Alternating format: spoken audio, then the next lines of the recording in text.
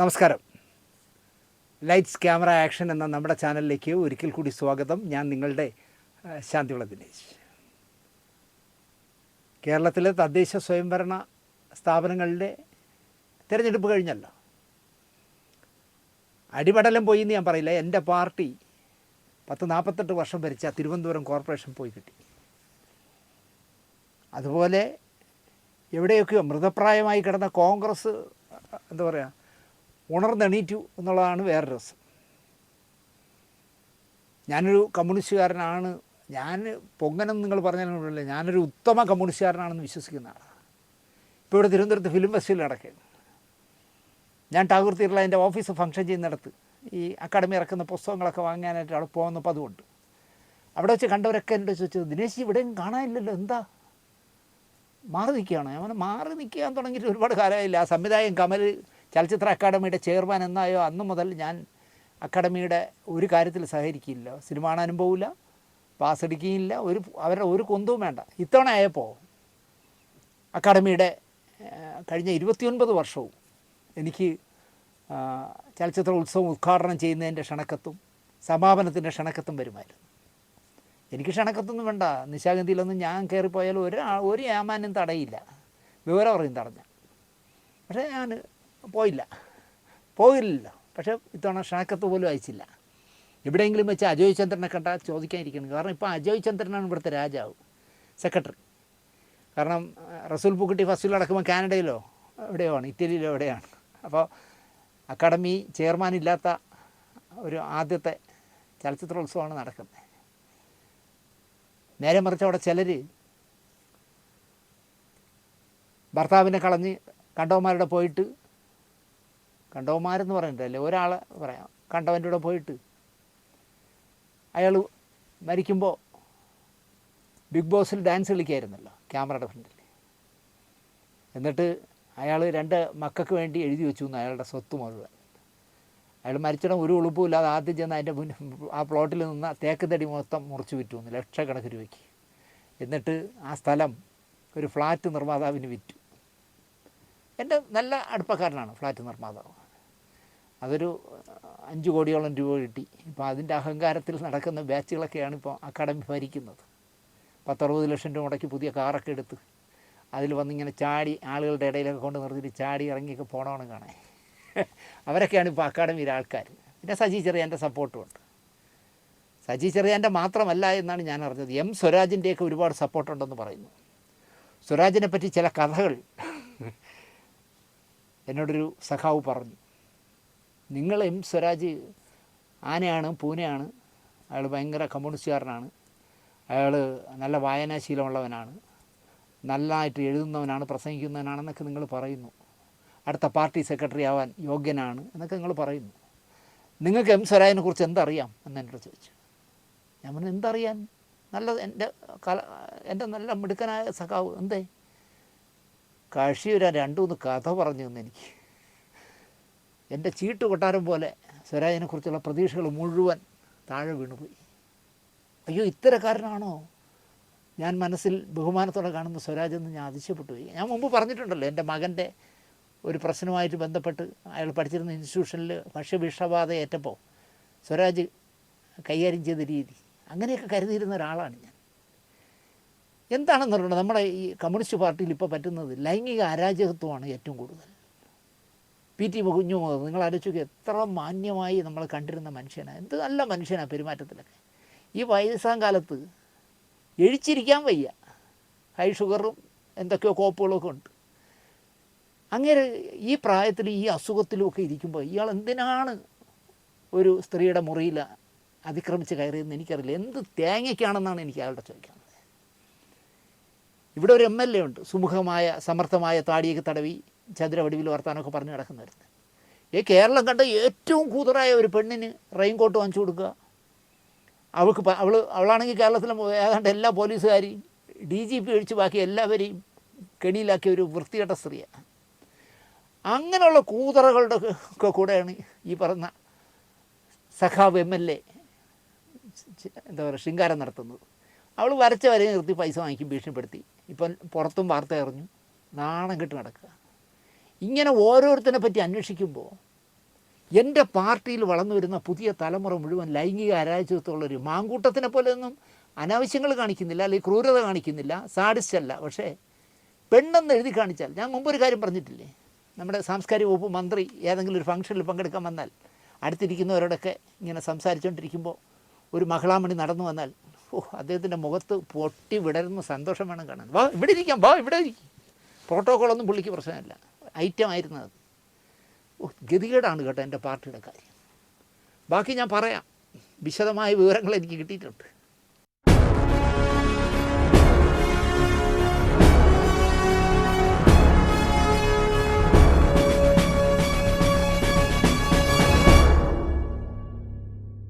നമസ്കാരം. ഗൂഢാലോചന തെളിയിക്കാൻ പ്രയാസമാണ്. തെളിയിക്കാൻ പറ്റില്ല എന്നല്ല അതിൻ്റെ അർത്ഥം. ഈ കേസിൽ ഇങ്ങനെയൊക്കെ വിധി വരൂ എന്ന് എനിക്കറിയാം. അയാളുടെ സ്വാധീനമൊക്കെ എനിക്കറിയാം, ഇങ്ങനെ വരൂ അപ്പോൾ. പക്ഷേ അയാൾ കുറ്റക്കാരനാണ്. എന്നാൽ അയാളെ വെറുതെ വിട്ടു. അയാൾ അറിയാതെ ഇത് നടക്കില്ല. പറയുന്നതായിരുന്നോ? ദിലീപിൻ്റെ ബന്ധു കൂടിയായ, ഞാനൊരു കാലത്ത് ബഹുമാനത്തോടെ കണ്ടിരുന്ന ഒരു വക്കീലുണ്ടല്ലോ എറണാകുളത്ത്, ജയശങ്കർ. നല്ല ശൈലിയാണ് അദ്ദേഹത്തിൻ്റെ വർത്തമാനം. പക്ഷെ അദ്ദേഹം പറയുന്ന പുതിയ വർത്തമാനമാണ് ഞാൻ ഈ പറഞ്ഞത്. കാരണം ദിലീപ് തന്നെയാണ് കുറ്റക്കാരൻ, അയാളെ വെറുതെ വിട്ടു, അയാൾ അറിയാതെ ഇത് നടക്കില്ല എന്നൊക്കെയാണ് അദ്ദേഹം പറയുന്നത്. ദിലീപിൻ്റെ ബന്ധുവാണ്. ഈ ബന്ധുക്കൾക്ക് കൂടെ ഉള്ളവൻ ഇഷ്ടപ്പെടില്ല. ജയശങ്കറിനെ പോലെ ഒരാൾ അങ്ങനെ പറയാൻ പാടില്ലായിരുന്നു. അയാൾ കറുത്ത കോട്ടിടുന്ന ഒരാളാണ്. എന്നിട്ടും കോടതിക്കെതിരെയാണ് അയാൾ സംസാരിക്കുന്നത്. എന്നാൽ ഇപ്പം എനിക്ക് കൊണ്ട് പഴയ പോലെ പ്രാക്ടീസൊന്നും ഇല്ലെന്നാണ്. ഈ ചാനലുകളിൽ ചെന്നിരുന്ന് മൈക്ക് വിഴുങ്ങുക എന്നുള്ള പണിയാണല്ലോ അദ്ദേഹം ചെയ്യുന്നത്. അദ്ദേഹം ഒരു വക്കീലെന്നുള്ള നിലയ്ക്ക് ഈ കേസിന് എന്തെങ്കിലുമൊക്കെ ഗുണം ചെയ്യുന്ന 5-6 കാര്യങ്ങൾ അവിടെ ചെന്ന് പറയാത്തത്. ഇത് വേറൊരു ഉണ്ടയില്ല വെടി എന്നേ നമുക്ക് പറയാൻ പറ്റൂ. ഗൂഢാലോചന തെളിഞ്ഞിട്ടില്ല, ദിലീപിനെ വെറുതെ വിട്ടു. ഗൂഢാലോചനകൾ 4 നടന്നു. ഉറപ്പിച്ച് വക്കീൽ അദ്ദേഹം പറയുകയാണ്, 4 നടന്നു. മനോരമ ചാനലിലാണ് പറയുന്നത്. 4-ൽ ഒരു ഗൂഢാലോചന തെളിഞ്ഞു. അതായത് അവന്മാർ 6 കൂടെ ചേർന്ന് നടിയെ തട്ടിക്കൊണ്ടുപോകാൻ തീരുമാനിച്ച ഗൂഢാലോചന തെളിഞ്ഞു. പ്രതികൾ കൂടെ ഒന്നിച്ചിരുന്ന് ആലോചിച്ചിട്ടാണ് ഈ കൂട്ടബലാത്സംഗം നടത്തിയതെന്ന ഗൂഢാലോചന തെളിഞ്ഞു എന്നാണ് അദ്ദേഹം പറയുന്നത്. അവരെ 6 പേരെയും ശിക്ഷിച്ചു 20 വർഷം വീതം. പക്ഷേ അതിനൊപ്പം നടക്കാത്ത ഗൂഢാലോചന കൂടി തെളിയിക്കണ്ടേ എന്ന് ആരെങ്കിലും വാശി പിടിച്ചാൽ കോടതിക്ക് എന്ത് ചെയ്യാൻ പറ്റുമെന്നാണ് എനിക്ക് ജയശങ്കർ വക്കീലിനോട് ചോദിക്കാനുള്ളത്. നടക്കാത്ത ഒരു ഗൂഢാലോചന നിങ്ങൾ നടന്നു എന്ന് തെളിയിക്കണമെന്ന് പറഞ്ഞാൽ ഹണിയം വർഗീസ് എന്ത് ചെയ്യും? ആലുവ മുതൽ എറണാകുളം വരെ ജനത്തെ കാണിച്ചു കൊടുത്ത് പരമാവധി ദിലീപിനെ നാറ്റിക്കാനായി അന്വേഷണ ഉദ്യോഗസ്ഥ ഏമാന്മാർ അബാദ് പ്ലാസ എന്ന ഹോട്ടലിൽ ഗൂഢാലോചന നടന്ന മുറി തേടി പോയി ദിലീപിനെയും കൊണ്ട്. എന്ത് ഗുണമാണ് ഈ തെളിവെടുപ്പിൽ നിന്നും പോലീസിന് കിട്ടിയത്? അമ്മയും മഴവിൽ മനോരമയുമായി ഒന്നിച്ച് ചെയ്ത സ്റ്റേജ് ഷോയുടെ റിഹേഴ്സൽ നടക്കുന്ന ഹോട്ടലായിരുന്നു അപ്പോൾ അബാദ് പ്ലാസ. അവിടെ ഒരു മുറിയിൽ വെച്ച് ഗൂഢാലോചന നടന്നത്രേ. അത് തപ്പാൻ അന്വേഷണ ഉദ്യോഗസ്ഥന്മാർ പോയതാണ് ദിലീപിനെയും കൊണ്ട്. വർഷങ്ങൾ കഴിഞ്ഞിട്ടും ആ ഗൂഢാലോചന പുറത്തിറങ്ങാതെ കമ്പിളി പുതച്ച് ആ ഹോട്ടലിലെ റൂമിൽ കഴിയുകയാണോ ഇവരെയും കൊണ്ട് പോകാൻ? ഈ പറയുന്ന സമയത്ത് മുകേഷിൻ്റെ പേഴ്സണൽ ഡ്രൈവറായിരുന്നത്രേ പൾസർ സുനി. മുകേഷും ദിലീപും ആ മുറിയിലുണ്ടായിരുന്നത്രേ. അവിടെ പൾസറും പെറ്റി കിടക്കുകയായിരുന്നത്രേ. അന്ന് ആ ഹോട്ടലിലെ ഏതാണ്ട് എല്ലാ മുറികളും ഈ ഷോയ്ക്കായി എടുത്തിരിക്കുകയായിരുന്നു. 100 കണക്കിന് സിനിമാക്കാരും അല്ലാത്തവരും അവിടെ ഉണ്ടായിരുന്നു. മിക്കവാറും നടീനടന്മാരുടെ ഡ്രൈവർമാർ, അസിസ്റ്റന്റുമാർ ഒക്കെ അവിടെ ഉണ്ടാവും. അത് സ്വാഭാവികം. അങ്ങനെയുള്ള ഒരിടത്ത് പ്രമാദമാകാൻ സാധ്യതയുള്ള ഒരു പരിപാടിയുടെ കൊട്ടേഷൻ ചർച്ച നടത്തുന്നുവെങ്കിൽ അവനാണ് യഥാർത്ഥ മരപ്പൊട്ടൻ എന്ന് ഞാൻ പറയും. ആരെങ്കിലും ഈ ആൾക്കൂട്ടത്തിൽ ഇരുന്നിട്ട്, ഇപ്പം മുകേഷും ദിലീപും കൂടെ ഇരിക്കുന്ന റൂമിൽ തന്നെ ഒരു 10 പേരെങ്കിലും ഇരിക്കുകയായിരിക്കും. അതിനിടയിലാണ് ഈ പൾസർ സാറിനെ വിളിച്ചിരുത്തി ഒരു ഗൂഢാലോചന നടത്താം എന്ന് കണ്ടെത്തിയ പോലീസിനോട് നമിക്കണം നമ്മൾ. അങ്ങനെ വിശ്വസിക്കുന്ന ഏമാന്മാർ ഉണ്ടെങ്കിൽ അവരെയും വേണമെങ്കിൽ ഈ പേര് വിളിക്കാം. ഇനി എന്ന് ദിലീപിനെ കോടതി വെറുതെ വിട്ടു, സ്വാഭാവികമായും പത്രക്കൂട്ടങ്ങൾ സിനിമയിലെ നേതാക്കളെ കാണുക സ്വാഭാവികം. ഫെഫ്കയുടെ ജനറൽ സെക്രട്ടറി ബി ഉണ്ണികൃഷ്ണനാണല്ലോ, അദ്ദേഹത്തെ കാണുന്നതും സ്വാഭാവികം. നടക്കാൻ സാധ്യതയുള്ള കാര്യം അയാൾ തുറന്നു പറഞ്ഞു. ദിലീപിനെ ഫെഫ്ക തിരിച്ചെടുക്കും, അതേപ്പറ്റി ആലോചിക്കും. ഇത്രയും തുറന്നു പറഞ്ഞു എന്നാൽ ദിലീപ് 6.5 കോടി കൊടുത്ത അമ്മ അഴകുഴമ്പൻ ഉത്തരം പറഞ്ഞ് ഊരി. ഞങ്ങൾ അതേപ്പറ്റി ആലോചിച്ചിട്ടില്ല, ഞങ്ങൾ നായികയോടൊപ്പമാണ് അല്ലെങ്കിൽ അതിജീവിതയോടൊപ്പമാണ് എന്ന് പറഞ്ഞ് ശ്വേതാമേനൊക്കെ മുങ്ങി. ആർക്കും ദിലീപ് ഒരു ലെറ്റർ കൊടുത്താൽ പൃഥ്വിരാജല്ല അയാളുടെ അപ്പൻ അപ്പൂപ്പന്മാർ വിചാരിച്ചാലും ആസിഫ് അലിമാർ ചിലരെ പ്രീതിപ്പെടുത്താനായി അനിഷ്ടം പറഞ്ഞാലും കോടതി നിരപരാധിയാക്കി വിട്ട ആളിനെ തിരിച്ചെടുക്കാൻ പറ്റില്ലെന്ന് കലാപം ഉണ്ടാക്കാൻ പറ്റില്ല. അത് ജനാധിപത്യമല്ല എന്നത് തന്നെയാണ് കാരണം. ഇത് കേൾക്കേണ്ട താമസം ഒരു നീതിയുക്ത ഭവതി, നീതിയുടെ പക്ഷത്ത് മാത്രം നിൽക്കുന്നൊരു ഭവതി, വേടൻ 2 പെൺകുട്ടികളെ ഗർഭം ഉണ്ടാക്കി കൊടുത്തെങ്കിൽ പരസ്പര ധാരണയോടെയാണ്, അതുകൊണ്ട് ഞാൻ അവനെ കെട്ടിപ്പിടിച്ചോണ്ടിരിക്കുമെന്ന് പറയുന്ന ഭവതി ഫെഫ്കയിൽ നിന്നും രാജിവെച്ചു. എല്ലാവരും അറിഞ്ഞല്ലോ, മീഡിയ അറ്റൻഷൻ കിട്ടാനാണ്. കാരണം ഇപ്പോൾ വേറെ പണിയൊന്നുമില്ലല്ലോ. ദിലീപിന് ഫെഫ്ക ഡയറക്ടേഴ്സ് യൂണിയനിൽ അംഗത്വം വീണ്ടെടുക്കണമെങ്കിൽ അയാൾ ഡയറക്ടേഴ്സ് യൂണിയനിൽ ലെറ്റർ കൊടുത്താൽ മതി. ഡയറക്ടേഴ്സ് യൂണിയൻ്റെ നേതാക്കളായ രഞ്ജി പണിക്കരോ GS വിജയനോ മാത്രമല്ല 20 അംഗങ്ങളിൽ 11 പേർ കൊടുക്കൂ എന്ന് പറഞ്ഞാൽ അയാളെ തിരിച്ചെടുത്തേ പറ്റൂ. അതിനെ ഉണ്ണികൃഷ്ണൻ എന്ത് പിഴച്ചു എന്നാണ് എനിക്ക് ചോദിക്കാനുള്ളത്. ഉണ്ണികൃഷ്ണനോട് പകയുണ്ടല്ലോ, അതുകൊണ്ടായിരിക്കും രാജിവെച്ചത്. ഉണ്ണിയുമായി വേറെ വല്ല ഇഷ്യൂ ഉണ്ടെങ്കിൽ അത് ഫെഫ്കയുടെ തലയിൽ വയ്ക്കുന്നത് എന്തിന് എന്നാണ് എനിക്ക് ചോദിക്കാനുള്ളത്. ഉണ്ണിയുടെ സമ്മതം പോലും വേണ്ടല്ലോ ഡയറക്ടേഴ്സ് യൂണിയൻ ഒരു തീരുമാനമെടുക്കാൻ. കുറേ യൂണിയനുകളുടെ അപ്പർ ബോഡിയാണ് ഫെഫ്ക എന്ന സാമാന്യ വിവരം പോലും ഫെഫ്ക തുടങ്ങിയ കാലം മുതൽ അതിലുണ്ടായിരുന്ന ഭവതിക്ക് മനസ്സിലായിട്ടില്ല. 4 കൈയടിക്കായി ക്യാമറകളുടെ മുന്നിൽ വാചകമടിയും മൂക്ക് ചീറ്റലും നടത്താം എന്നതിനപ്പുറം അതിന് ഒരു വാലിഡിറ്റിയും ഇല്ല മാഡം എന്നാണ് എനിക്ക് പറയാനുള്ളത്. ഒരു മനുഷ്യനെ അയാൾ സഭ്യമില്ലാതെ എന്തൊക്കെയോ പറഞ്ഞു എന്ന പേരിൽ കീലോ കരിയോയിലോ മറ്റോ ഒഴിച്ച് 2-3 കൂതറകളുമായി പോയി ആക്രമിച്ച ഒരു കേസുണ്ടല്ലോ ഈ ഭവതിയുടെ പേരിൽ.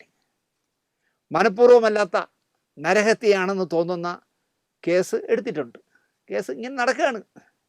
ഞാനിവിടെ വരുന്നതിന് മുമ്പ് ആ കരിയോയിൽ ദേഹം മുഴുവൻ വീണ വിജയകുമാറിനെ വിളിച്ചു നോക്കി, പക്ഷെ ഫോൺ എടുക്കുന്നില്ല. അയാൾ കേരളത്തിൽ ഇല്ലേ എന്ന് സംശയം. അന്ന് ഫെഫ്ക പറയുകയാണ്, ഗുണ്ടകൾക്ക് ഫെഫ്കയിൽ സ്ഥാനമില്ല, കടക്കു പുറത്ത് എന്ന് പറഞ്ഞെങ്കിൽ അങ്ങനെ പറയാനുള്ള നട്ടലുറപ്പുള്ളവർ ഫെഫ്കയിൽ ഇല്ല എന്നുള്ളത് വേറൊരു സത്യം. അങ്ങനെ പറഞ്ഞിരുന്നെങ്കിൽ അപ്പോഴും ഡബ്ബിംഗ് യൂണിയൻ അംഗീകരിക്കണമെന്നില്ല. ഞങ്ങളുടെ അംഗത്തെ ഞങ്ങൾ ശിക്ഷിച്ചോളാം രക്ഷിച്ചോളാം എന്നല്ലേ അവർ പറയൂ. ശിക്ഷ നടപ്പിലാക്കിയ ആളല്ലേ ഈ ചെറ്റത്തരം ചെയ്തത്. ഇതല്ലേ ന്യായം. അതിന് ഉണ്ണിയുടെ മേലെ ചാടി കയറിയിട്ട് ഒരു കാര്യവുമില്ല എന്നുള്ളതാണ് സത്യം. മീഡിയ അറ്റൻഷന് വേണ്ടി ചെയ്യുന്നതാണ്. 10 ചാനലിൽ അല്ലെങ്കിൽ 10 യൂട്യൂബർമാരോട് സംസാരിക്കാൻ ഒരു വിഷയം കൊടുക്കുന്നു. അങ്ങനെ ഞാൻ ജീവിച്ചിരിപ്പുണ്ടെന്ന് അറിയിക്കുന്നു, അത്രേ ഉള്ളൂ. കരിയായിൽ ഒഴിച്ചിട്ട് ജാമ്യം കിട്ടും വരെ മുങ്ങി പ്രശസ്തനായ ഒരു സിനിമ നിർമ്മിച്ച, വളരെ പ്രശസ്തമായ മലയാളത്തിലൊരു സിനിമ നിർമ്മിച്ച നിർമ്മാതാവിൻ്റെ ആലപ്പുഴയിലെ വീട്ടിലായിരുന്നു അന്ന് ഒളിച്ചത്. അന്ന് പോലീസ് പൊക്കിയിരുന്നെങ്കിൽ പാവം ആ നിർമ്മാതാവും പെട്ടുപോയനെ. ഇങ്ങനെയുള്ളവരെ പോലീസ് പൊക്കില്ല, അവർക്ക് രാഷ്ട്രീയ പിൻബലം കിട്ടും. വേണേൽ AK ബാലൻ നേരിട്ട് പോയി ഐക്യദാർഢ്യം പ്രഖ്യാപിക്കുമായിരുന്നു അന്ന്. കാരണം അന്ന് അദ്ദേഹമായിരുന്നു സാംസ്കാരിക വകുപ്പ് മന്ത്രി. അതാണ് എൻ്റെ ഇടതുപക്ഷം. ആളും തരും നോക്കിയാൽ കളിക്കും. ഞാൻ എൻ്റെ വക്കീലന്മാരുമായി ആലോചിച്ചിട്ട് നടപടികൾ സ്വീകരിക്കും. ഈ ഗൂഢാലോചന നടത്തിയവർക്കെതിരെ എന്ന് നടൻ ദിലീപ് പറഞ്ഞതിൽ വലിയ വിഷമത്തിലാണ് നമ്മളെ ഹരീഷ് വാസുദേവൻ എന്ന് പറഞ്ഞൊരു വക്കീലുണ്ടല്ലോ, അയാൾ ഭയങ്കര വിഷമത്തിലാണ്. ദിലീപ് അങ്ങനെ പറയാൻ പാടില്ലായിരുന്നു. അയാളെ കുറ്റവാളിയല്ല എന്ന് തെളിഞ്ഞതുകൊണ്ട് കേസിൽ നിന്ന് ഒഴിവാക്കിയപ്പോൾ ഭാവി പരിപാടികൾ ഞാൻ എൻ്റെ വക്കീലന്മാരുമായി ആലോചിച്ച് ചെയ്യുമെന്ന് അങ്ങനെയൊന്നും ദിലീപ് പറയാൻ പാടില്ല എന്നാണ് ഹരീഷ് വാസുദേവൻ പറയുന്നത്. കാരണം വിധി പകർപ്പ് കയ്യിൽ കിട്ടും മുമ്പ് ഇങ്ങനെ പറയാമോ എന്നാണ് അദ്ദേഹം ചോദിക്കുന്നത്. നിങ്ങളെ കേസിൽ നിന്ന് ഒഴിവാക്കി എന്ന് ഹണിയം വർഗീസ് പറഞ്ഞാൽ അതുപോരെ? അവർ പറഞ്ഞത് ടൈപ്പ് ചെയ്ത് കിട്ടിയാലേ അംഗീകരിക്കാവൂന്ന് ഏത് ന്യായം പറയുന്നു? തിരിച്ച് ഹരീഷ് വാസുദേവനോട് ഒരു ചോദ്യം അങ്ങോട്ട് ചോദിക്കട്ടെ. വിധി പ്രഖ്യാപിക്കും മുമ്പ് താങ്കളടക്കം ചാനൽ ജഡ്ജിമാർക്ക് ഇതേപ്പറ്റി അഭിപ്രായം പറയാൻ എന്താണ് അവകാശം? ദിലീപ് പറയാൻ പാടില്ല, ഞങ്ങൾ പറയും. അതെന്താ അവകാശം? നിങ്ങളും നിങ്ങളെ കൊണ്ടിരുത്തുന്ന ചാനലും അപ്പോൾ ചെയ്യുന്നത് തെറ്റല്ലേ? ജഡ്ജിനെ സംശയ നിഴലിലാക്കുന്നത് എന്ത് നിയമം വച്ചിട്ടാണ് വക്കീലെ എന്നാണ് അദ്ദേഹത്തോട് ചോദിക്കാനുള്ളത്. ഒന്നുമില്ലേലും പ്രതിക്കൂട്ടിൽ കയറി നിന്ന് വാദപ്രതിവാദങ്ങൾ അത്രയും, ജഡ്ജി ചോദിക്കുന്ന ചോദ്യങ്ങൾ അത്രയും, ജഡ്ജി ക്രോസ് ചെക്ക് ചെയ്യുന്നത് അത്രയും നേരിൽ കേട്ട ആളല്ലേ 7ാം പ്രതിയായ ദിലീപ്. കോടതിക്കകത്ത് പറയുന്ന കല്ലുവെച്ച നുണകൾ അത്രയും കേട്ടിരിക്കുമല്ലോ അയാൾ. വിധി വരും വരെ അയാൾ മനസ്സിൽ കടിച്ച് അമർത്തി വെച്ച രോഷം വിധി അറിഞ്ഞ ശേഷം പറഞ്ഞതാവും. ചാനൽ ജഡ്ജിമാർ, ഈ ഹരീഷ് അടക്കം, ഇതൊന്നും കേൾക്കാതെ അറിയാതെ വെടിവെച്ചതല്ലേ? മൗഢ്യം ഹരീഷിനാണ് യോജിക്കുന്നത് എന്ന് ഞാൻ പറയും. കാരണം ഹരീഷ് എന്ത് വർത്തമാനം പറഞ്ഞാലും അതിലെല്ലാം ഈ മൗഢ്യം കയറി വരും. ഹരീഷുമാർക്കാണ് മൗഢ്യം തോന്നേണ്ടത്. കാരണം അയാൾ കോടതിക്കകത്തുനിന്ന് എല്ലാം കേട്ടതാണ്. അങ്ങോട്ടും ഇങ്ങോട്ടും മറ്റവനും മറിച്ചവനും ഒക്കെ പറയുന്ന മുഴുവൻ കേട്ട ആളാണല്ലോ ദിലീപ്. അതെല്ലാം കേട്ട ശേഷം ജഡ്ജ് നിങ്ങൾ നിരപരാധിയാണ് പൊയ്ക്കോളൂ എന്ന് പറഞ്ഞാൽ ബാക്കി മുന്നോട്ട് പോകുന്ന കാര്യങ്ങൾ ഞാൻ അവിടെ കോടതിക്കകത്ത് കേട്ട കാര്യങ്ങൾ വെച്ചുകൊണ്ട് ഞാൻ ചില കേസുകൾ ഫയൽ ചെയ്യുന്നു പറയാനുള്ള എല്ലാ അവകാശവും അയക്കുണ്ട്. സുകുമാരക്കുറുപ്പിനെ ഒഴിച്ച് സകലമാന പേരെയും നിയമത്തിൻ്റെ മുന്നിൽ കൊണ്ടുവന്ന ഒരു റിട്ടയർഡ് DSP ഏമാനുണ്ടല്ലോ, അദ്ദേഹം പുതിയൊരു കഥയുമായിട്ട് ഇപ്പോൾ ഇറങ്ങിയിട്ടുണ്ട്. അതിജീവിതയുടെ അവസരങ്ങൾ നഷ്ടപ്പെടുത്തിയത്രേ ദിലീപ്. അവളുടെ ഓടിയ പടമെല്ലാം ദിലീപിനൊപ്പം ഉള്ളതായിരുന്നു എന്ന് ആരെങ്കിലും ഈ മണകൊണാഞ്ചന് പറഞ്ഞു കൊടുക്കണം എന്നാണ് എനിക്ക് പറയാനുള്ളത്. വേറെ ആരുടെ പടത്തിലും അവർ വിജയിച്ചിട്ടില്ല. ഇയാളുള്ള പടങ്ങളാണ്, പണമാരി പടങ്ങളിലാണ് ഒരു നായികയായി വിജയിച്ചത്. ദിലീപ് കേസിൽപ്പെടുകയും ജയിലിലാവുകയും പിന്നെ കേസ് തുടരുകയും ഒക്കെ ആയിട്ട് കഴിഞ്ഞ 8 വർഷമായി ദിലീപ് കേസിൻ്റെ പിറകെ നടക്കുകയാണല്ലോ. അതിജീവിത മോളെ, ഞങ്ങളൊക്കെ ഇല്ലേ, നിനക്ക് തേനും പാലും തരാം എന്നൊക്കെ വീമ്പ് പറഞ്ഞ് അതിനെ പറ്റിച്ചവന്മാർ ഇക്കാലയളവിൽ എത്ര പടം ആ കുട്ടിക്ക് കൊടുത്തു? കോടികൾ പ്രതിഫലം കൊടുത്ത് ഡൽഹിയിൽ നിന്ന് വക്കീലിനെ ഇറക്കി കൊടുക്കാമെന്ന് പറഞ്ഞ ലിബർട്ടി ബഷീർ ഒരു പടം പ്രൊഡ്യൂസ് ചെയ്ത് ഈ കൊച്ചിനെ നായികയാക്കാമായിരുന്നില്ലേ? ആസിഫ് അലിയും പൃഥ്വിരാജും അടക്കം പിന്തുണ പ്രഖ്യാപിച്ച സാറന്മാർ ഒരു പടത്തിലെങ്കിലും ആ നായിക കുട്ടിക്ക് വേഷം കൊടുത്തോ? കുളത്തിനോട് പിണങ്ങിയാൽ പെരട്ടെന്നാറും അല്ലെങ്കിൽ പൃഷ്ടെന്നാറും എന്ന് പണ്ടുള്ളവർ പറയും. വിധി പോരാ എന്നൊക്കെ പറഞ്ഞ് നടക്കുന്ന ശിഷ്യൻ്റെ കുഴി തോണ്ടാൻ നടക്കുന്ന ഗുരു, ആ എന്താ പറയുക, നമ്മളാണെങ്കിൽ ചെയ്യുമെന്ന് എനിക്ക് സംശയമുണ്ട്. കാരണം ദിലീപിൻ്റെ പുക കണ്ടേ അടങ്ങൂ എന്ന് പറഞ്ഞ് നടക്കുന്ന നായികയൊക്കെ ഇദ്ദേഹം പെട്ടെന്ന് വിളിച്ച് വരൂ, നമുക്ക് പടം ചെയ്യാം, എൻ്റെ ശിഷ്യനകത്ത് കിടക്കുകയല്ലേ, അല്ലെങ്കിൽ അവനല്ലേ നിങ്ങൾ തെറി പറയുന്നത്, അതുകൊണ്ട് അതിൻ്റെ എല്ലാ അഭിനന്ദനങ്ങളും തരുന്നു, വരൂ നമുക്ക് സിനിമ ചെയ്യാമെന്ന് പറയുന്ന ഗുരു ദിലീപിനോട് കാണിക്കുന്ന സ്നേഹം എന്തായിരിക്കും നിങ്ങൾ ആലോചിക്കുക? അയാളെ തീർക്കണം എന്ന് തന്നെയാണ് അയാളുടെ മനസ്സിലുള്ളത്. അതിനപ്പുറം എനിക്ക് അതിനെപ്പറ്റി പറയാനില്ല. അയാൾ ഈ കഴിഞ്ഞ ദിലീപിൻ്റെ ഈ കേസ് വന്ന ശേഷം ഒരു 4-5 പടം ചെയ്തു. ഒരു പടത്തിൽ ഈ കൊച്ചിനെ നായികയാക്കിയോ? പകരം ദിലീപിൻ്റെ പുക കാണാൻ നടക്കുന്നവളെ നായികയാക്കി അയാൾ പടം എടുത്തു. ഇതൊക്കെ ദിലീപ് ഓർക്കണം എന്നാണ് എനിക്ക് പറയാനുള്ളത്. ഞാനൊക്കെ അല്ല ഇത് ഓർക്കാനുള്ള ദിലീപേ, നീ ഓർക്കണം. നിൻ്റെ ഗുരുനാഥൻ നിന്നോട് ഈ കേസിൻ്റെ കാലയളവിൽ എന്തൊക്കെ ചെയ്തു എന്നെങ്കിലും അല്ലെങ്കിൽ എന്തൊക്കെ പറഞ്ഞു എന്ന് ദിലീപ് ഓർക്കണം എന്ന് ഞാൻ പറയും. ഇന്ന് നോക്കിയപ്പോൾ ശബരിമലയിലേക്ക് ദിലീപ് കോവിലുകളിൽ തന്നെ കേട്ടോ പുള്ളിയുടെ പുറത്ത്.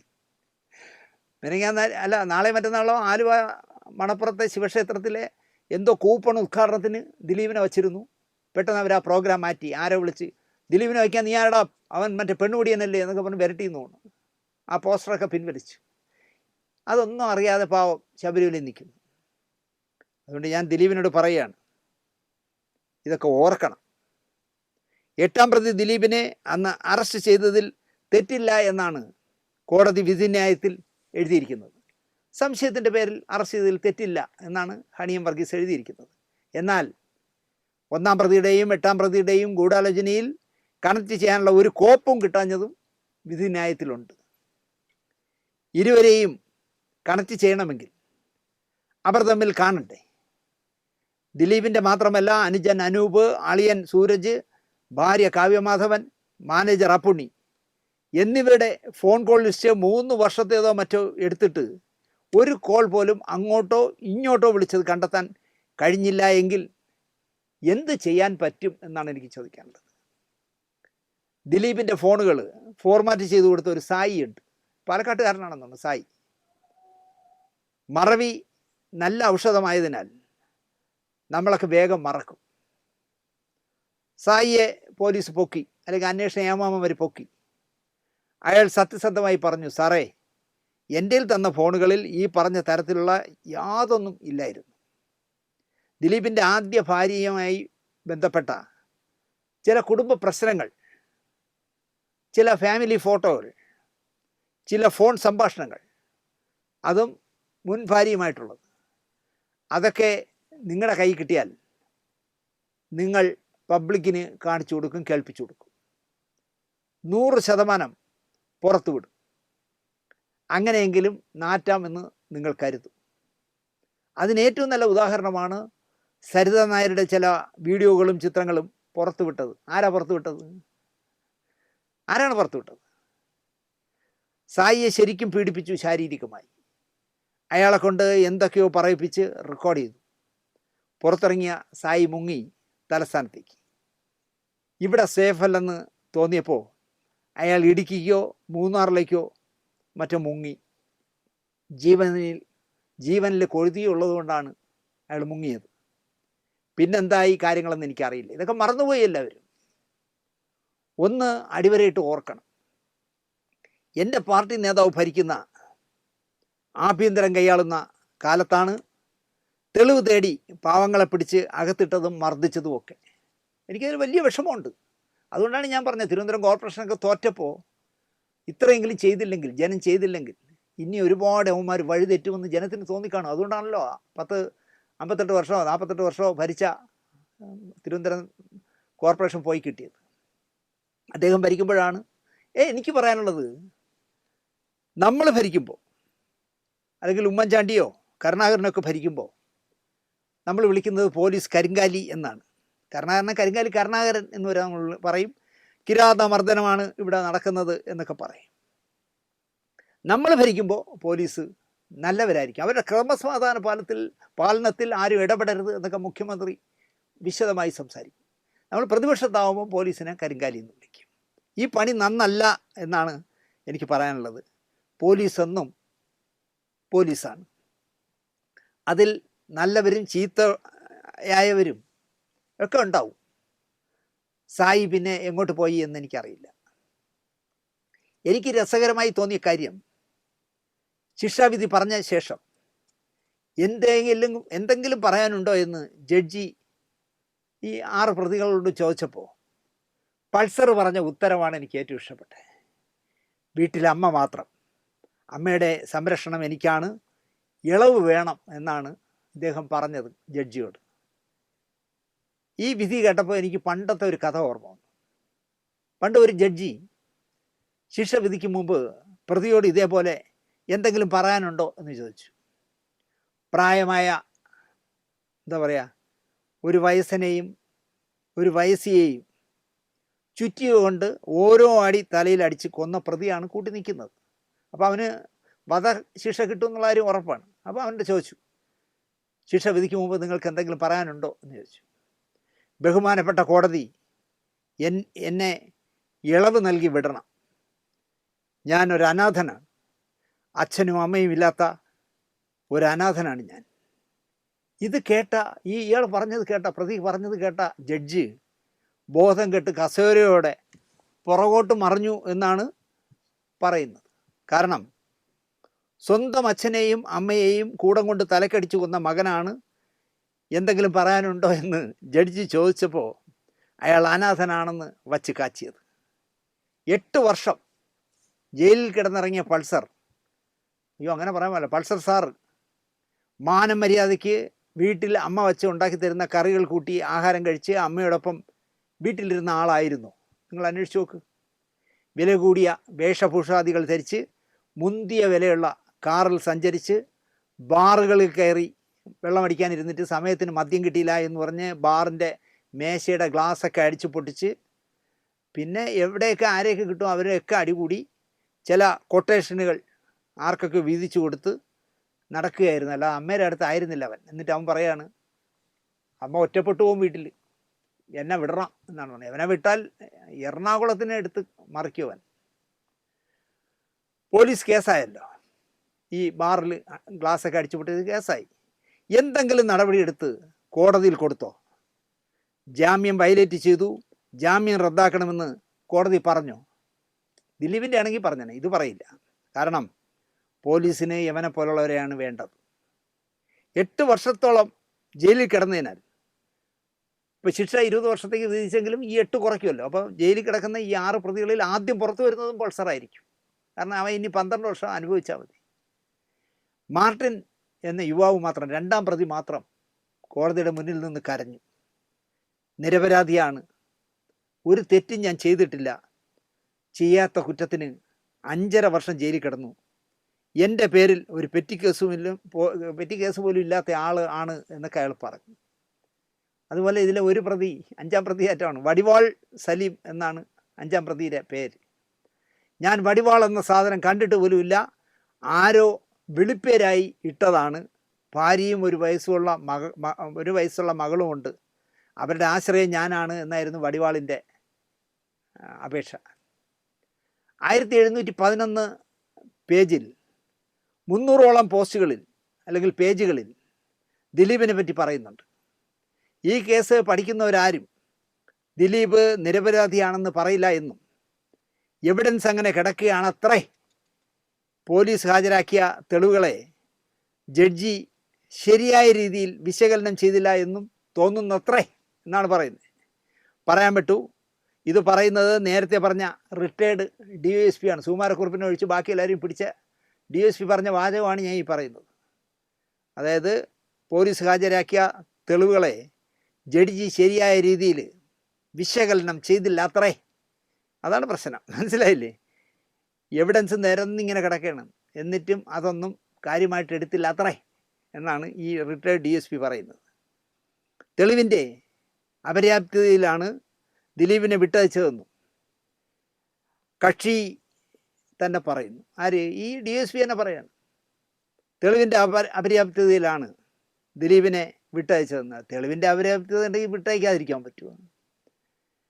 ദിലീപിനെ അറസ്റ്റ് ചെയ്തതിൽ തെറ്റില്ല എന്നും കോടതി പറഞ്ഞു. അന്ന് നിങ്ങൾക്ക് സംശയം തോന്നി, അല്ലെങ്കിൽ ആരെങ്കിലും പറഞ്ഞു തന്നു, അല്ലെങ്കിൽ നമ്മുടെ ADGP ഏമാത്തി പറഞ്ഞു തന്നു, അങ്ങനെ അറസ്റ്റ് ചെയ്തതിൽ തെറ്റില്ല എന്നും ഹണിയം വർഗീസ് പറയുന്നു.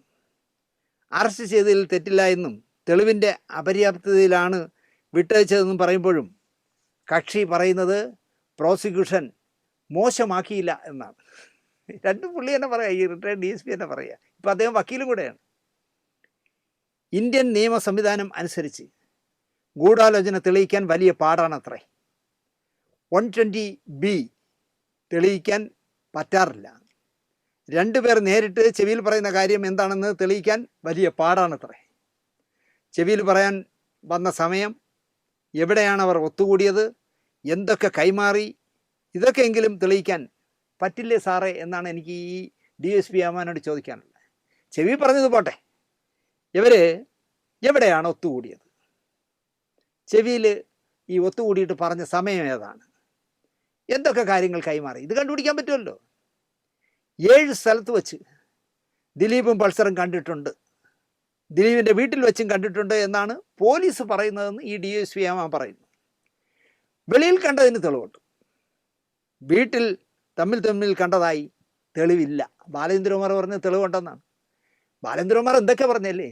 നടിയെ ആക്രമിച്ച മെമ്മറി കാർഡ് വീട്ടിൽ ടി വിയിലിട്ട് ദിലീപിൻ്റെ അനിയനും അളിയനും അമ്മയും ഭാര്യയും കുട്ടികളും എല്ലാം കൂടെ ഇരുന്ന് ആസ്വദിച്ച് കണ്ടപ്പം ഞാനും കൂടെ ഉണ്ടായിരുന്നു എന്ന് പറഞ്ഞ മോനാണ് ബാലേന്ദ്രകുമാർ. അപ്പോൾ ഇതുപോലെ പലതും പറയും. ഇപ്പോൾ ഈ DSP പറയുന്നത് തമ്മിൽ കണ്ടതായി തെളിവില്ല. മറ്റ് 7 സ്ഥലങ്ങളിൽ കണ്ടിട്ടുണ്ടല്ലോ.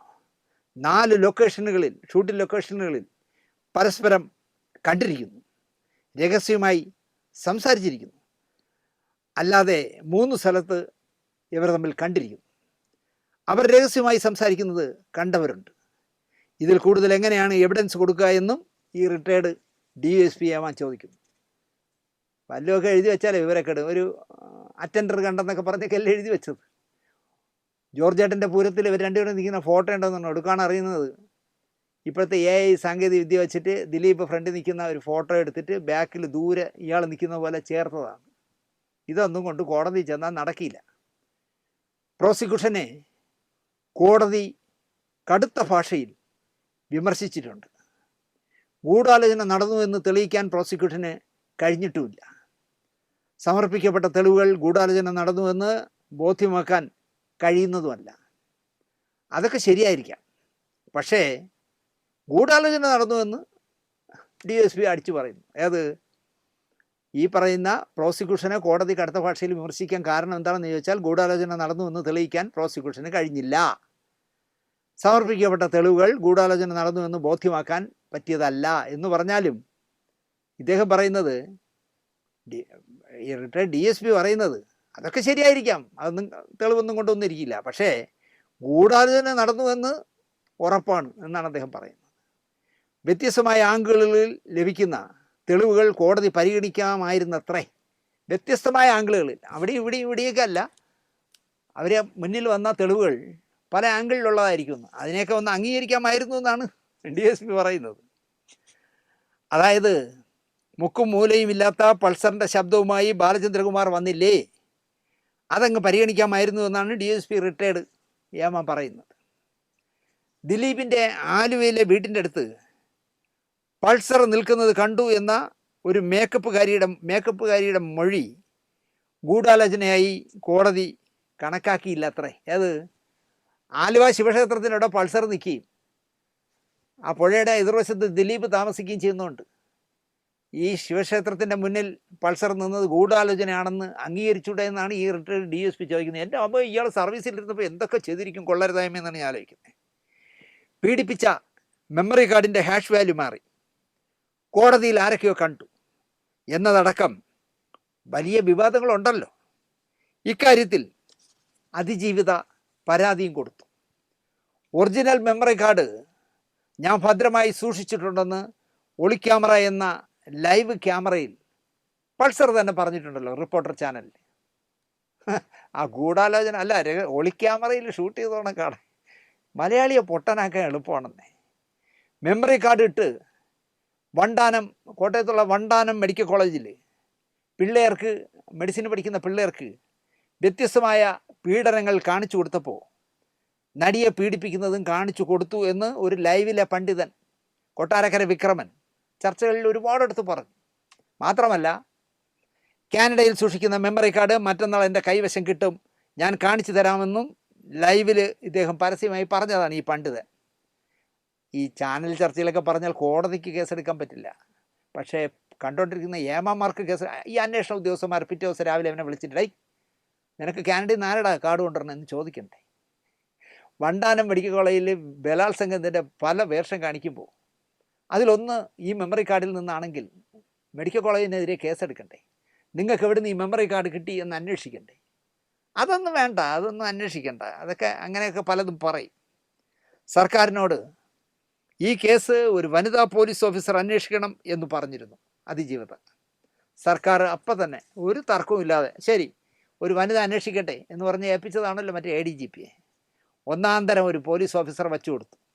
തികച്ചും പക്ഷപാതപരമായി ജോലി ചെയ്യാനും അതിനെതിരെ ദൈവം പറഞ്ഞാലും അനുസരിക്കാത്ത, നാണം ലവലേശമില്ലാത്ത ആളെ അന്വേഷണ ചുമതല ഏൽപ്പിച്ചപ്പോൾ ഈ കേസ് ഫ്രെയിം ചെയ്ത സൂത്രധാരക ചിലപ്പോൾ സന്തോഷിച്ചിരിക്കാം.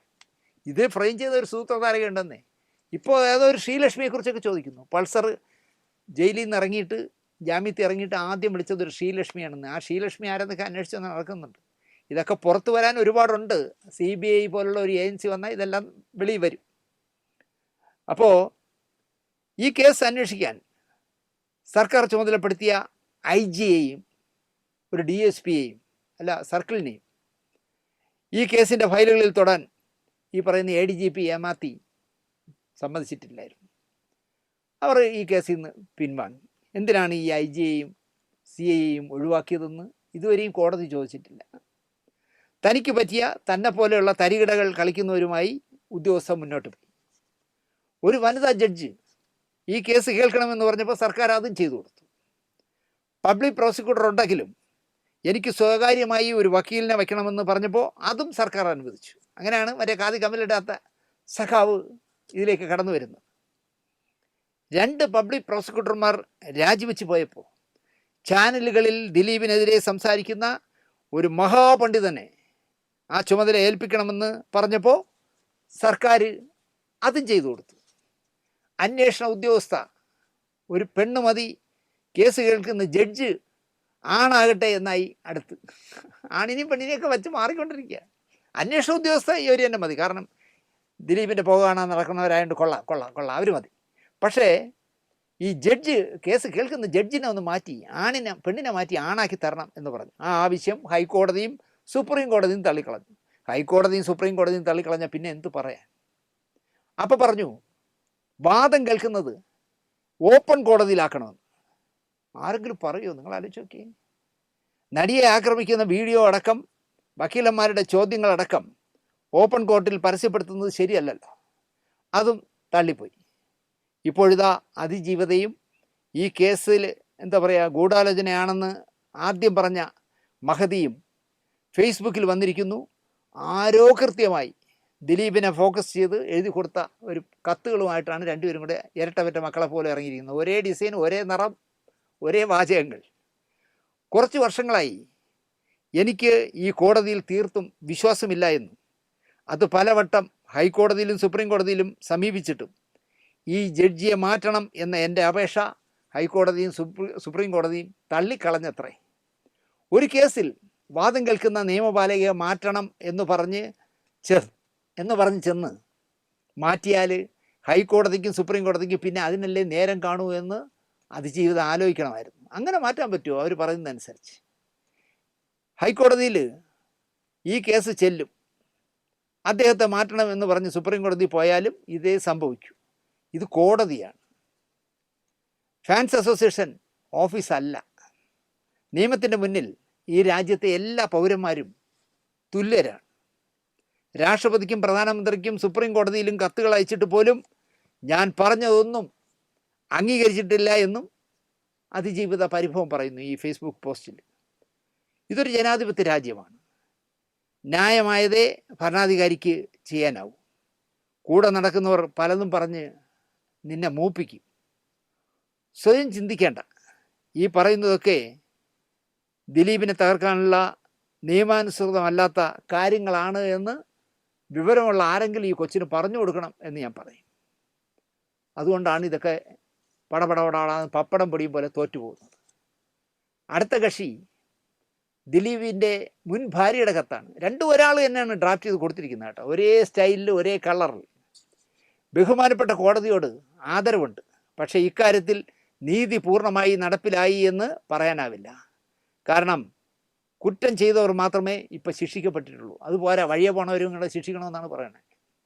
ഇത് ആസൂത്രണം ചെയ്തവർ അതാരായാലും അവർ പുറത്ത് പകൽ വെളിച്ചത്തിലുണ്ട് എന്നത് ഭയപ്പെടുത്തുന്ന യാഥാർത്ഥ്യമാണ്. ആർക്ക് ഭയം? എൻ്റെ പൊന്നു കൊച്ച, നിന്നെ ആർക്ക് ഭയം? അങ്ങനെയൊന്നും പറഞ്ഞ് പഠിക്കാതെ. അതൊരു യാഥാർത്ഥ്യമാണെന്നാണ് അവർ പറയുന്നത്. അവർ കൂടി ശിക്ഷിപ്പിക്കപ്പെട്ടാലേ അതിജീവിതയ്ക്ക് നീതി പൂർണ്ണമാവുകയുള്ളൂ. അങ്ങനെയൊന്നും പറയണമെന്ന് വളച്ചിട്ട് പറയാതെ ദിലീപിനെ കൂടെ ശിക്ഷിച്ചാലേ, അല്ലെങ്കിൽ മറ്റേ 6 പേരെ ഇറക്കി വിട്ടിട്ട് ഇയാളെ മാത്രം ശിക്ഷിച്ചാലും മതി, നീതി നടപ്പിലാകും എന്ന് തന്നെ തുറന്ന് പറയണ്ടേ. പോലീസിലും നിയമ സംവിധാനത്തിലും ഞാൻ ഉൾപ്പെടെയുള്ള സമൂഹത്തിന് വിശ്വാസം ദൃഢമാകാൻ അത് കൂടി കണ്ടെത്തിയേ തീരൂ. ദിലീപിനെ കൂടെ അകത്തിട്ടാലേ ഇവിടുത്തെ നിയമം എല്ലാവർക്കും വേണ്ടി നിൽക്കുന്നതാണെന്ന്, തുല്യതയുള്ളതാണെന്ന് മനസ്സിലാവൂ എന്നാണ് പറയുന്നത് ഭവതി. ഇത് അവൾക്ക് വേണ്ടി മാത്രമല്ല, ഈ നാട്ടിലെ ഓരോ പെൺകുട്ടിക്കും, ഓരോ സ്ത്രീക്കും, ഓരോ മനുഷ്യർക്കും കൂടി വേണ്ടിയാണ്. അവർക്ക് തൊഴിലിടങ്ങളിലും തെരുവിലും ജീവിതത്തിലും സധൈര്യം തലയുയർത്തിപ്പിടിച്ച് ഭയപ്പാടില്ലാതെ നടക്കാൻ കഴിയുന്ന സാഹചര്യം ഉണ്ടാക്കണം. ഉണ്ടായേ തീരൂ എന്നാണ് അന്നും ഇന്നും എന്നും അവൾക്കൊപ്പം നിൽക്കുന്ന ഭവതിയുടെ കുറിപ്പ്. അതായത് ഹണിയം വർഗീസ് എന്ന സ്ത്രീ വിധി പറഞ്ഞത് വിശ്വസിക്കുന്നില്ല. ഹൈക്കോടതിയിലും സുപ്രീം കോടതിയിലും സ്ത്രീകൾ കേൾക്കണ്ട, പുരുഷ ജഡ്ജിമാർ കേട്ടിട്ട് ഞങ്ങൾ പറയുന്നതിനെ ശിക്ഷിച്ചാലേ, അല്ലെങ്കിൽ പറയുന്നവനെ ശിക്ഷിച്ചാലേ അന്നും ഇന്നും എന്നും കോടതിക്ക് വിലയുണ്ടാവൂ എന്നാണ് ഈ എന്താ പറയുക ദിലീപിൻ്റെ മുൻ ഭാര്യയുടെ ഫേസ്ബുക്ക് പോസ്റ്റ്. സ്വാഭാവികമായും ജില്ലാ കോടതിയിലെ ക്രോസിങ്ങിൽ പ്രതിഭാഗം വക്കീലന്മാർ കുറേ കൊനിഷ്ഠ ചോദ്യങ്ങൾ ചോദിച്ചിരിക്കാനിടയുണ്ട്. പ്രതിഭാഗത്തെ ദിലീപിൻ്റെ വക്കീലന്മാർ, അല്ലെങ്കിൽ ആ പ്രതിപ്പെട്ടി നിൽക്കുന്ന എല്ലാവരുടെയും വക്കീലന്മാർ എന്തെങ്കിലുമൊക്കെ കുനിഷ്ഠ ചോദ്യങ്ങൾ ചോദിച്ചിരിക്കാം അവരോടൊക്കെ. നിങ്ങൾ ഈ പറയുന്നതൊക്കെ കുടുംബകാര്യമല്ലേ? ഭർത്താവ് കോടതിയിൽ കേസ് കൊടുത്തിട്ടല്ലേ നിങ്ങളുടെ ബന്ധം വേർപെടുത്തിയത് എന്ന് ചിലപ്പോൾ ഹണിയം വർഗീസും ചോദിച്ചിരിക്കാം. അങ്ങനെയാണല്ലോ നടന്നത്. കേരളീയർക്ക് ഇതൊന്നും അറിയില്ലല്ലോ. ദിലീപിൻ്റെ ശല്യം കൊണ്ട്, അല്ലെങ്കിൽ പെണ്ണുപിടിയനായതുകൊണ്ട് ഭാര്യ കളഞ്ഞിട്ട് പോയി എന്നൊക്കെയാണ് കേസ്, അല്ല പുറത്തറിയുന്ന കാര്യങ്ങൾ. വാസ്തവത്തിൽ ദിലീപാണ് എനിക്ക് ഈ ബന്ധം വേർപെടുത്തി തരണം എന്ന് പറഞ്ഞ് കേസ് കൊടുത്തത്. അപ്പോൾ അത് ചോദിച്ചിരിക്കാം. ഒരു മകളുള്ളത് നിഷ്പക്ഷമായ, നീതിയുക്തമായ, സദാചാര ബോധമുള്ള അമ്മയോടൊപ്പം വരാതെ ഒരു അറുപോക്കിരിയായ തന്തയോടൊപ്പം പോയത് എന്താണ് എന്ന് ന്യായമായും ചോദിച്ചിരിക്കാം കോടതി. ചോദിച്ചോ എന്ന് എനിക്കറിയില്ല. ബന്ധം വേർപിരിഞ്ഞ് പോയവനോടുള്ള പക ഇപ്പോഴും കൊണ്ടു നടക്കുകയാണെന്നും ചിലപ്പോൾ ചോദിച്ചിരിക്കാം.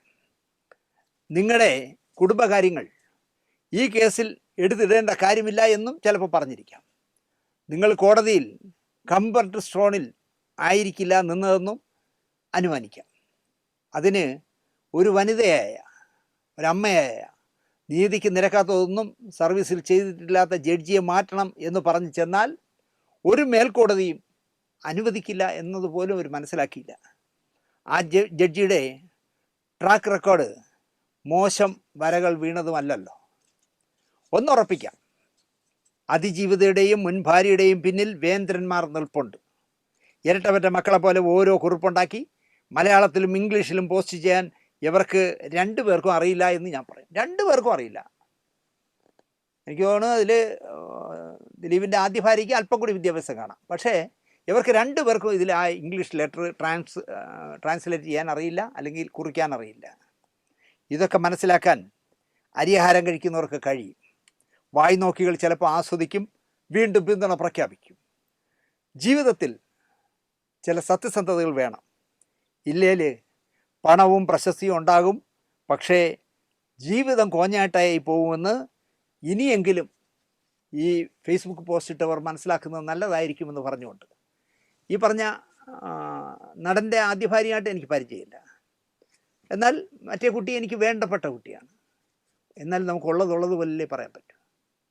ജീവിതത്തിൽ കുറച്ച് എന്താ പറയുക സത്യസന്ധത പാലിക്കണം ആരായാലും എന്ന് തന്നെയാണ് എനിക്ക് പറയാനുള്ളത്. അങ്ങനെ സത്യസന്ധത പാലിക്കാത്തത് കൊണ്ടാണ് ഈ വിധിയിൽ ദിലീപിനെ ശിക്ഷിക്കാവുന്ന ഒന്നും കിട്ടാത്തത് എന്ന് മാത്രം പറഞ്ഞുകൊണ്ട്, വെറുതെ സുപ്രീം കോടതിയിലും ഹൈക്കോടതിയിലൊക്കെ പോയി ജഡ്ജിമാർക്ക് തലവേദന ഉണ്ടാക്കണ്ട. അല്ല, ഇനി ഉണ്ടാക്കിയേ പറ്റുള്ളെങ്കിൽ ബ്ലാക്ക് മണിയൊക്കെ ഒരുപാടുണ്ടെങ്കിൽ പൊയ്ക്കോളൂ, പുറകെ ദിലീപും വരും. അപ്പോൾ ഹൈക്കോടതിയിൽ തള്ളി പിന്നെ സുപ്രീം കോടതി കൊണ്ടുവന്ന് തള്ളുന്ന കാലം ഒരു 4-5 വർഷം പോയി കിട്ടാം, കുറേ കോടികളും പോയി കിട്ടാം. ഇവിടെ കൊടുത്ത പോലെ, അല്ലെങ്കിൽ ഇവിടെ കേസിന് പൈസ വേണ്ടാന്ന് പറഞ്ഞ് മറ്റേ SUC നേതാവ് ഇറങ്ങിയ പോലെ ഒന്നും കിട്ടൂല്ലോ സുപ്രീം കോടതിയിൽ. പൈസ കുറേ കീറും. അത് കഴിയുമ്പോൾ അവിടെ വിധി വരും. ഇപ്പോൾ അഡ്വാൻസായിട്ട് പറയുന്നു, എന്ത് മണ്ടത്തരങ്ങളും കൊണ്ടാണ് ഇവിടെ കയറി വന്നത്, തള്ളിയിരിക്കുന്നു പറഞ്ഞ് ഈ കടലാസ് എല്ലാം കൂടെ വാരി ചവറ്റുകുട്ടയിൽ സുപ്രീം കോടതിയിൽ നിന്ന് എറിയും എന്നുള്ള കാര്യത്തിൽ എനിക്ക് യാതൊരു സംശയമില്ല എന്ന് അഡ്വാൻസായി പറഞ്ഞുകൊണ്ട് നമുക്ക് പാർக்கலாம். നിങ്ങൾ സർക്കാരിനെ കൊണ്ട് അപ്പീൽ കൊടുക്കുക ഹൈക്കോടതിയിൽ, എന്താവും നമുക്ക് നോക്കാമെന്ന് മാത്രം പറഞ്ഞുകൊണ്ട് ശബരിമലയിൽ ചെന്ന് അയ്യപ്പനോടൊക്കെ കാര്യങ്ങളൊക്കെ പറഞ്ഞു കാണും ദിലീപ്. അയ്യപ്പൻ ഇതെല്ലാം നോക്കാനുള്ള സമയമില്ല. നിങ്ങൾ ജീവിതത്തിൽ ഒരു പുതിയ ദിലീപായി മാറും. എന്നിട്ട് സിനിമ മാത്രം ശരണം എന്ന് പറഞ്ഞ് നിങ്ങൾ അങ്ങോട്ട് ഇറങ്ങ്. നിങ്ങൾക്ക് മലയാള സിനിമയിൽ ഒരു സ്പേസ് ഉണ്ടാവും എന്നുള്ള ഒരു ഉറപ്പാണ്. ഏത് കൂതറ ഏത് ബസ്സിലിരുന്ന് ദിലീപിൻ്റെ പടം ഇടരുത്, എനിക്ക് കാണാൻ പറ്റില്ലെങ്കിൽ കണ്ണടച്ചിരുന്നാൽ പോരെ. ആ ബസ്സിലുള്ള മുഴുവൻ പേരും കാണാൻ പാടില്ല എന്ന് പറഞ്ഞാൽ അതിനകത്തിരുന്നൊക്കെ ഉണ്ണാക്കന്മാരായിരിക്കും, ആരും മിണ്ടിയില്ല. വഴക്കിടണ്ടെന്ന് വിചാരിച്ചായിട്ടായിരിക്കും. കാരണം ഈ കമ്മൽ മാലയൊന്നും ഇടാതെ നടക്കുന്നതിനെ കാണുമ്പോൾ വല്ല എന്താ പറയുക, നമ്മൾ ഉടക്കിനൊന്നും പോണ്ട എന്ന് വിചാരിച്ച് കാണും. നിങ്ങൾ ആലോചിച്ച് നോക്ക്. വേറൊരുത്തി പറഞ്ഞുകൊണ്ടിരിക്കുന്നത് വരട്ടെ വരട്ടെ ബബ്ബയൊക്കെ വരട്ടെ, എല്ലാത്തിനും ഞാൻ പൊളിച്ചു തരാമെന്നാണ് പറഞ്ഞത്. ഫാൻസ് പിള്ളേർ ഞോടും, അതിനൊന്നും പോകാതിരിക്കുന്നതാണ് ഭംഗി. കാരണം ഐശ്വര്യമുള്ള ഒരു മുഖവും കള്ളത്തരമാണെങ്കിലും വിടർന്ന ചിരിയൊക്കെ ആയിട്ട് നടക്കണില്ലേ, നല്ല കളർഫുൾ ഡ്രസ്സൊക്കെ ഇട്ട്. അതിന് എന്തിന് പിള്ളേരെ കൊണ്ട് ഇനി ഒരു 5-6 കേസിലെ പ്രതിയാക്കിക്കണേ. അതുകൊണ്ട് ഇത്തരം വളിച്ച വാചകങ്ങളും അടിച്ച് നടക്കണ്ട എന്ന് പറഞ്ഞുകൊണ്ട് ഈ എപ്പിസോഡ് ഇവിടെ അവസാനിപ്പിക്കാം. നന്ദി, നമസ്കാരം.